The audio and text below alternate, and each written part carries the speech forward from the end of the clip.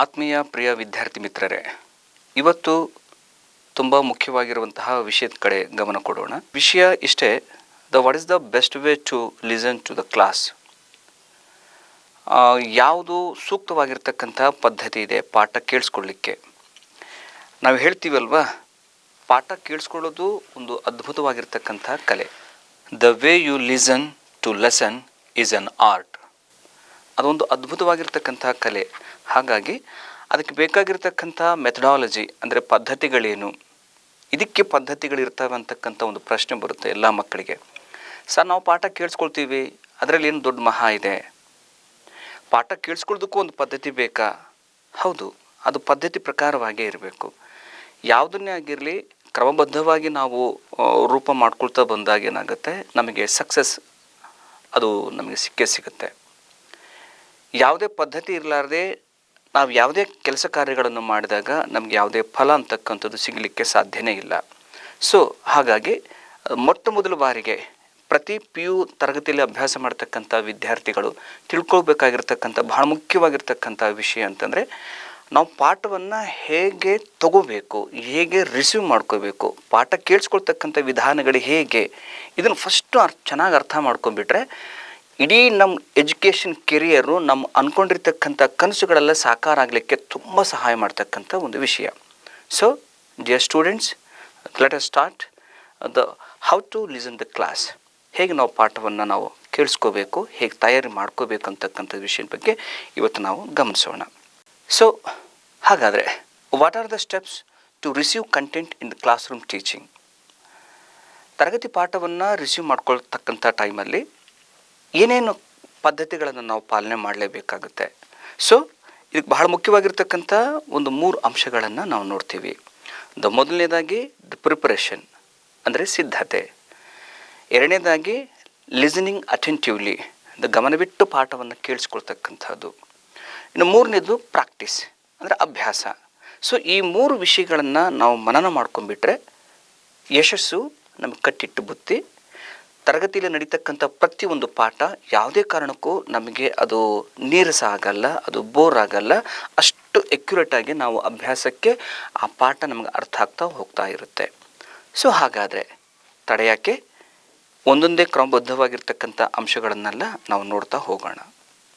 ಮೊದಲಿಗೆ ಸಿದ್ಧತೆ, ಪ್ರಿಪರೇಷನ್. ಬಹಳ ಮುಖ್ಯವಾಗಿ ನಾವು ಗಮನಿಸ್ಕೋಬೇಕಾಗಿರ್ತಕ್ಕಂಥ ವಿಷಯ, ಪಾಠ ಕೇಳಿಸ್ಕೊಳ್ಳೋಕ್ಕೆ ನಾವೇನು ಸರ್ ತಯಾರು ಮಾಡ್ಕೋಬೇಕು? 100% ನಾವು ತಯಾರು ಮಾಡಿಕೊಳ್ಳೇಬೇಕು. ಮೊದಲಿಗೆ ನಾ ಎಲ್ಲ ವಿದ್ಯಾರ್ಥಿಗಳಿಗೆ ಕೇಳ್ಕೊಳ್ತಕ್ಕಂಥದ್ದು ಇಷ್ಟೇ,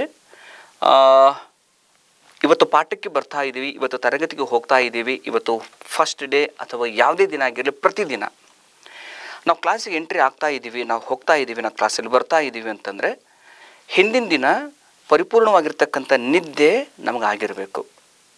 ನಿದ್ದೆ ಇಲ್ಲಿ ಬಹಳ ತುಂಬ ಮುಖ್ಯವಾಗಿರ್ತಕ್ಕಂಥ ಪಾತ್ರ ವಹಿಸ್ತಾ ಇರುತ್ತೆ.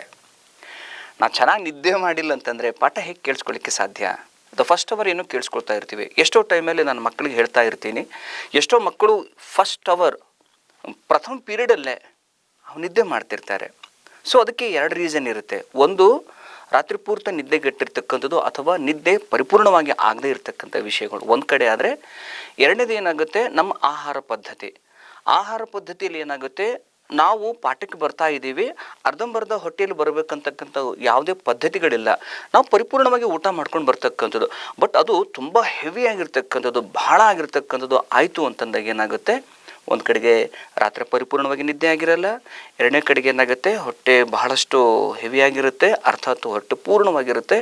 ಸೊ ಹಾಗಾಗಿ ಏನಾಗುತ್ತೆ, ನಿದ್ದೆ ಬರ್ತಾ ಇರುತ್ತೆ. ಬಹಳ ಮುಖ್ಯವಾಗಿ ಇನ್ನೊಂದು ಗಮನಿಸಲೇಬೇಕಾಗಿರ್ತಕ್ಕಂಥದ್ದು, ವಿದ್ಯಾರ್ಥಿಗಳು ಪ್ರತಿಯೊಬ್ಬ ಮೇಷ್ಟ್ರು ಅವ್ರದ್ದೇ ಆಗಿರ್ತಕ್ಕಂಥ ಸ್ಟೈಲಲ್ಲಿ, ಅವ್ರದ್ದೇ ಆಗಿರ್ತಕ್ಕಂಥ ಪದ್ಧತಿಯಲ್ಲಿ ಪಾಠ ಪ್ರವಚನಗಳನ್ನು ಮಾಡ್ತಾ ಇರ್ತಾರೆ.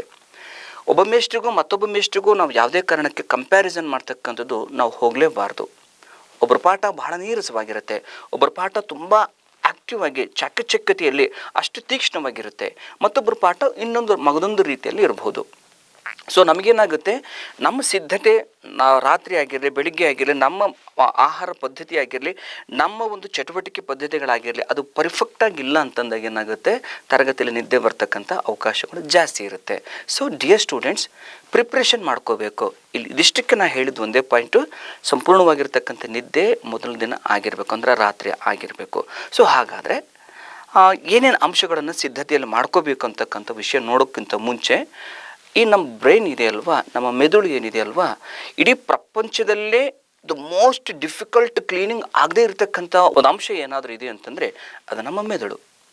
ಯಾಕೆ ಈ ಮಾತು ಇಲ್ಲಿ ಉಲ್ಲೇಖ ಮಾಡ್ತಾ ಇದ್ದೀನಿ ಅಂತಂದರೆ, ಎಷ್ಟು ಡಸ್ಟ್ ತುಂಬಿಕೊಂಡಿರುತ್ತೆ ಅಂತಂದರೆ ಆ ಡಸ್ಟ್ ಫಸ್ಟ್ ಕ್ಲೀನ್ ಮಾಡ್ಕೋಬೇಕು ಪಾಠಕ್ಕೆ ಕೇಳಿಸ್ಕೊಳ್ಳೋಕ್ಕಿಂತ ಮುಂಚೆ. ಕ್ಲೀನ್ ಮಾಡೋದು ಅಂತಕ್ಕಂತಂದರೆ, ಈಗ ನೀನು ಕ್ಲಾಸಿಗೆ ಎಂಟ್ರಿ ಆಗಿದೆಯಾ, ಎಸ್ ಮೇಸ್ಟ್ರಲ್ಲಿ ಬಂದಿದ್ದಾರೆ, ಬೇಡದೇ ಇರತಕ್ಕಂಥ ವಿಷಯಗಳನ್ನೆಲ್ಲ ಪೂರ್ತಿ ತಲೆಯಲ್ಲಿ ತುಂಬಿಕೊಂಡು ಪಾಠ ಕೇಳಿಸ್ಕೊಳ್ಳೋಕ್ಕೆ ಹೇಗೆ ಸಾಧ್ಯ ಆಗುತ್ತೆ? ಹೌದಲ್ವಾ? ನನ್ನ ಫಸ್ಟ್ ಪ್ರಿಪರೇಷನ್, ನನ್ನ ಫಸ್ಟ್ ತಯಾರಿ, ನನ್ನ ಎಜುಕೇಷನ್ ಕೆರಿಯರ್ ಸಕ್ಸಸ್ ತಯಾರಿ, ಅಥವಾ ನನ್ನ ಅಕಾಡೆಮಿಕ್ಕಲ್ಲಿ ಅಥವಾ ನಾನು ವೃತ್ತಿ ಜೀವನದಲ್ಲಿ ನಾನು ಎತ್ತರಕ್ಕೆ ಬೆಳಿಬೇಕಾಗಿರ್ತಕ್ಕಂಥ ಒಂದು ತಯಾರಿ ಕ್ಲಾಸ್ ರೂಮಲ್ಲೇ ನಡೆಯುತ್ತೆ.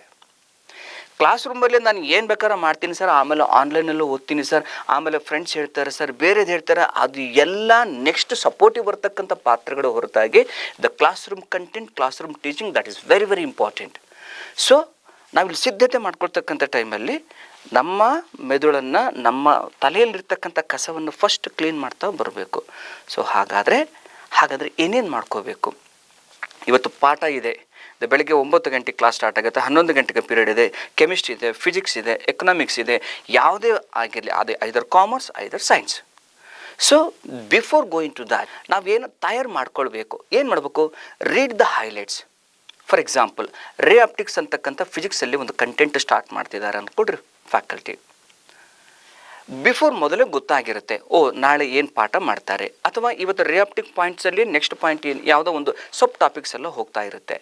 ಅದು ಹೋಗ್ತಾ ಇದೆ ಅಂತಂದರೆ ಎಂಟಿ ಮೈಂಡಲ್ಲಿ ನೀನು ಕ್ಲಾಸಿಗೆ ಬಂದು ಕೂಡ್ತಿದೀಯ ಅಂತಂದರೆ ಅದು ತುಂಬ ತಪ್ಪಾಗುತ್ತೆ. ಅಂದರೆ ಭಾಳ ಸಿಂಪಲ್, ಇವತ್ತು ಏನು ಪಾಠಕ್ಕೆ ನಾನು ಕೂಡ್ತಾ ಇದ್ದೀನಿ, ಅದು ಫಿಸಿಕ್ಸ್ ಆಗಿರಲಿ ಯಾವುದೇ ಪಾಠ ಆಗಿರಲಿ, ಅದು ಕೂಡ್ತಾ ಇದ್ದೀನಪ್ಪ ಅಂದರೆ ಮೊದಲೇ ನಾನು ಒಂದಿಷ್ಟು ತಯಾರಿ ಮಾಡಿಕೊಂಡು ಕ್ಲಾಸಲ್ಲಿ ಕೂಡಬೇಕು. ಎಷ್ಟು ಜನ ಈ ಕೆಲಸ ಮಾಡ್ತೀರಿ? ಬೆರಳೆಣಿಕೆನಷ್ಟು ಜನ ಮಾಡ್ತಾ ಇದ್ದೀರಿ, ಭಾಳ ಸಂತೋಷ. ಬಟ್ ಎಲ್ಲರೂ ಮಾಡಬೇಕು. ಅಂದರೆ ಆ ಪಾಠಕ್ಕೆ ಏನು ನಾನು ತಯಾರು ಮಾಡ್ಕೊಂಡು ಬಂದಿದ್ದೀನಿ, ಆ ಹೈಲೈಟ್ ಪಾಯಿಂಟ್ಸನ್ನು ನೋಡ್ಕೋಬೇಕು.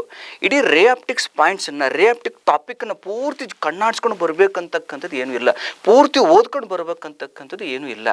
ಜಸ್ಟ್ ತೊಗೊಳ್ರಿ, ಜಸ್ಟ್ 5 ಮಿನಿಟ್ಸ್ ಅಥವಾ 10 ನಿಮಿಷ ತೊಗೊಳ್ರಿ ಸಾಕಷ್ಟೇ.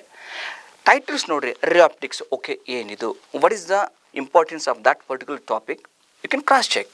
What is the highlight points? What is the formulas? What is the next? Just you can clarify that particular content. Page ತಿರುಗಿಸ್ರಿ, ಎಸ್ ಇಷ್ಟು ಆಗ್ಬೋದೇನೋ, ಈ ಪಾಯಿಂಟಾ, ಎಸ್ ಈ ಪಾಯಿಂಟಾ. ಜಸ್ಟ್ ಒಂದಿಷ್ಟು ಪ್ರಿಪ್ರೇಷನ್ ಅಲ್ಲಿ ತಯಾರು ಮಾಡ್ಕೊಂಡು ಬಂದು ನೀ ಕ್ಲಾಸಲ್ಲಿ ಪಾಠ ಕೇಳ್ತಿದ್ಯಪ್ಪ ಅಂತಂದರೆ ಅದು ಭಾಳ ಅದ್ಭುತವಾಗಿರುತ್ತೆ. ಅದು ಫಿಸಿಕ್ಸ್ ಆಗಿರಲಿ, ಕೆಮಿಸ್ಟ್ರಿ ಆಗಿರಲಿ, ಎನಿ ಸಬ್ಜೆಕ್ಟ್. ಇಫ್ ಪಾಸಿಬಲ್ ನಿನಗೆ ಸಾಧ್ಯ ಆಯಿತು ಅಂತಂದರೆ ಆ ಕಂಟೆಂಟ್ಗೆ ಹೈಲೈಟರ್ ತೊಗೊಂಡು ಜಸ್ಟ್ ಮಾರ್ಕ್ ಮಾಡ್ಕೊಂಡು ಬಾ. ಹೌದಲ್ವಾ? ಎಷ್ಟು ಚೆನ್ನಾಗಿರುತ್ತೆ. ಮೇಸ್ಟ್ ಇವತ್ತು ಪಾಠ ಮಾಡ್ತಾರೆ, ಪಾಠ ಆದಮೇಲೆ ಓದೋದು ಬೇರೆ, ಪಾಠ ಮಾಡೋಕ್ಕಿಂತ ಬಿಫೋರ್ ನೀನು ಸಿದ್ಧತೆ ಮಾಡ್ಕೊಂಡು ಬಾ. Yes, that is super. ಏನು ಮಾಡ್ತೀಯ? ಹೈಲೈಟರ್ ತೊಗೊಂಡು ಜಸ್ಟ್ ಇದು ಹಾಕು, ನಿನಗೆ ಎಷ್ಟು ಅರ್ಥ ಆಗುತ್ತೆ ಬಿಡಾಕು. ಫಸ್ಟು ಎಲ್ಲ ಅರ್ಥ ಆಗ್ಬೇಕಂತೇನೂ ಇಲ್ಲ. ಆಯಿತು, ಅದು ನೆಕ್ಸ್ಟ್ ಪಾಯಿಂಟ್ ನೋಡ್ಕೊ. ನಿನಗೆ ಎಲ್ಲೆಲ್ಲಿ ಗೊತ್ತಾಗುತ್ತೆ ಜಸ್ಟ್ ಹೈಲೈಟ್ ಮಾಡು ಇಫ್ ಪಾಸಿಬಲ್. ಅದು ನೆಕ್ಸ್ಟ್ ಏನು ಮಾಡುವ, A birds ice view is A must. ಅಂದರೆ ಪಕ್ಷಿ ನೋಟ ತುಂಬ ಮುಖ್ಯವಾಗುತ್ತೆ. ಪಕ್ಷಿ ನೋಟ ಅಂದರೆ ಏನು ಗೊತ್ತಾ, ನೀ ನೋಡಿರ್ತಕ್ಕಂಥ ಕಂಟೆಂಟನ್ನು ಜಸ್ಟ್ ಮೇಲ್ಗಡೆಯಿಂದ ಅಬ್ಸರ್ವ್ ಮಾಡ್ತಕ್ಕಂಥದ್ದು ಪಕ್ಷಿ ವ್ಯೂಹ ಅಂತಂತೇಳಿ ಕರಿತಾ ಬರ್ತೀವಿ. ಜಸ್ಟ್ ಗ್ಲಾನ್ಸ್, ಓಕೆ ಈ ಪಾಯಿಂಟ್ ಬರುತ್ತಾ, ಓಕೆ ಹೀಗಿರುತ್ತಾ, ಅಲ್ಲಿ ನಿನ್ಗೆ ಎಷ್ಟು ಅರ್ಥ ಆಗುತ್ತೋ ಬೇಕಾಗಿಲ್ಲ, ಬಟ್ ಆ ಕಾನ್ಸೆಪ್ಟ್ ನಿನ್ನ ತಲೆಯಲ್ಲಿ ತುಂಬಿಕೊಂಡು ಕ್ಲಾಸಲ್ಲಿ ಕೂತಿರಬೇಕು ಫಸ್ಟ್ಗೆ. ಅದು ನೆಕ್ಸ್ಟ್ ಇದರ ಔಟ್ಪುಟ್ ಏನು? ಡಿಯರ್ ಸ್ಟೂಡೆಂಟ್ಸ್, ನಾನಿಲ್ಲಿ ತುಂಬ ಕ್ಯಾಲ್ಕುಲೇಷನ್ಸ್ ಎಲ್ಲ ಕೊಡ್ತಾ ಬರ್ತೀನಿ. ಕ್ಯಾಲ್ಕುಲೇಷನ್ಸ್ ಅಂದರೆ ಭಾಳ ಸಿಂಪಲ್ ರೀ, ಏನು ಭಾಳ ದೊಡ್ಡದಲ್ಲ. ಏನು ಕ್ಯಾಲ್ಕುಲೇಷನ್ಸು? ಒಂದು 100% ನಾವು ಮಾಡ್ತಕ್ಕಂಥ ಕೆಲಸದಲ್ಲಿ ಈಗ ಬಿಫೋರ್ ಪಾಠಕ್ಕಿಂತ ಮುಂಚೆ ನಾನು ತಯಾರು ಮಾಡ್ಕೊಳ್ತಕ್ಕಂಥದ್ದು 10 ರಿಂದ 20% ತಯಾರಿ ಮಾಡ್ಕೊಂಡು ಬಾ. 10% ತಯಾರು ಮಾಡ್ಕೊಂಬ. ಓಕೆ, ಈ ಟಾಪಿಕ್ಕು ಟ್ರಿಗ್ನೋಮೆಟ್ರಿನೂ ಇದೆ, ಓಕೆ ಈ ಟ್ರಿಗ್ನೋಮೆಟ್ರಲ್ಲಿ ಈ ಕಂಟೆಂಟ್ ಆಗ್ತಾ ಇದೆ, ಓಕೆ ಇದು ಹೀಗಿದೆ. ಜಸ್ಟ್ 10% ಪ್ರಿಪ್ರೇಷನ್ ಮಾಡ್ಕೊಂಬ. ಕೆಲವೊಂದು 20% ಆಗ್ಬೋದು. 10-20% ಪ್ರಿಪ್ರೇಷನ್ ಇಟ್ಟುಕೊಂಡು ನೀನು ಕ್ಲಾಸಲ್ಲಿ ಕೂಡಬೇಕು. ಕೂತಾಗ ಕ್ಲಾಸ್ ಅದು ಎಂಥ ನೀರಸವಾಗಿ ಪಾಠ ಮಾಡಲಿ ಮೇಷ್ಟ್ರು ಸಾಕಷ್ಟು ಚೆನ್ನಾಗಿ ಅರ್ಥ ಆಗ್ತಾ ಬರುತ್ತೆ. ಸೊ ಡಿಯರ್ ಸ್ಟೂಡೆಂಟ್ಸ್, ನಾವು ಸಿದ್ಧತೆ ಮಾಡ್ಕೋಬೇಕು. ಒಂದು ಚಿಕ್ಕ ಎಕ್ಸಾಂಪಲ್ ಕೊಡ್ಲಾ? ಒಬ್ಬ ರೈತ ಭೂಮಿನ ಉಳುಮೆ ಮಾಡ್ತಕ್ಕಂಥ ಟೈಮಲ್ಲಿ, ಬಿತ್ತನೆ ಮಾಡ್ತಕ್ಕಂಥ ಟೈಮಲ್ಲಿ ಆ ಭೂಮಿನ ಹದ ಮಾಡ್ತಾನೆ. ಮಳೆ ಬಂದಿರುತ್ತೆ, ಹಂಗೆ ಮಳೆ ಬಂತು ಅಂತಂದೇಳಿ ಡೈರೆಕ್ಟಾಗಿ ಬೀಜನ ಬಿತ್ತನೆ ಮಾಡಲ್ಲ. ಏನು ಮಾಡ್ತಾನೆ? ಮಣ್ಣನ್ನು ಹದ ಮಾಡ್ತಾನೆ.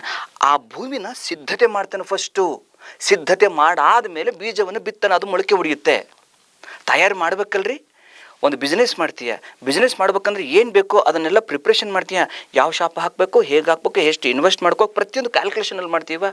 ಅರೆ ನಮ್ದು ಅಲ್ರಿ ಓದಿದು, ಅರೆ ನಮ್ಮ ಜೀವನ ಅಲ್ವಾ ಇದು, ನಾನು ಬೆಳಿಬೇಕಲ್ವಾ, ನಾನು ತರಗತಿಯಲ್ಲಿ ಪರ್ಫೆಕ್ಟಾಗಿಲ್ಲ ಅಂತ ನಾ ಹೆಂಗೆ ಸಾಧನೆ ಮಾಡಲಿಕ್ಕೆ ಸಾಧ್ಯ? ಸೊ ಇಷ್ಟು ತಯಾರಿ ಮಾಡಿಕೊಂಡು ನಾವು ಕ್ಲಾಸಿಗೆ ಕೂಡಬೇಕು. ಎಲ್ಲ ಸಬ್ಜೆಕ್ಟ್ಸು, ಯಾವ ಸಬ್ಜೆಕ್ಟು ನೆಗ್ಲೆಕ್ಟ್ ಮಾಡ್ತಕ್ಕಂಥದ್ದಿಲ್ಲ, ಪ್ರತಿ ಸಬ್ಜೆಕ್ಟು ಅಷ್ಟೇ ಮುಖ್ಯ. ಸೊ ಡಿಯರ್ ಸ್ಟೂಡೆಂಟ್ಸ್, ಇದಕ್ಕೇನು ತಯಾರಿ ಬೇಕು ಸರ್? ಬಿಫೋರ್ ತಯಾರಿ ಮಾಡೋಕ್ಕೆ ನಮಗೆ ಟೈಮ್ ಹೋಗುತ್ತಲ್ವಾ? ಪಾಠ ಮಾಡಿದ್ದೆ ನಮಗೆ ತಯಾರಿ ಆಗಲಿಕ್ಕೆ ಬೇಕಾದಷ್ಟು ಟೈಮ್ ಬೇಕಲ್ವಾ? ಭಾಳ ಸಿಂಪಲಾಗಿ ಹೇಳ್ತೀನಿ. ಪ್ರತಿದಿನ ಅರ್ಲಿ ಮಾರ್ನಿಂಗ್ ನೀವು ಹೇಳ್ತಕ್ಕಂಥ ಟೈಮನ್ನು ಸೆಟ್ ಮಾಡಿಕೊಡ್ರಿ. ಒಂದು ಅರ್ಧ ತಾಸು ಇವತ್ತಿನ ಟೈಮ್ ಟೇಬಲ್ ಪ್ರಕಾರ ಏನೇನು ಕ್ಲಾಸಸ್ ನಡೆಯುತ್ತೆ, ಏನೇನು ಟಾಪಿಕನ್ನು ಜಸ್ಟ್ ಅಬ್ಸರ್ವ್ ಮಾಡ್ಕೋಬೇಕು.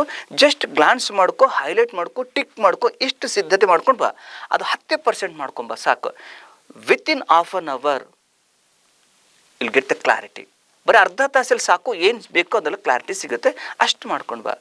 ಸೊ ಇಷ್ಟಾಯಿತು ಅಂತಂದರೆ ಡಿಯರ್ ಸ್ಟೂಡೆಂಟ್ಸ್ ತುಂಬ ಒಳ್ಳೆಯದಾಗುತ್ತೆ, ಚೆನ್ನಾಗೇ ಇರುತ್ತೆ.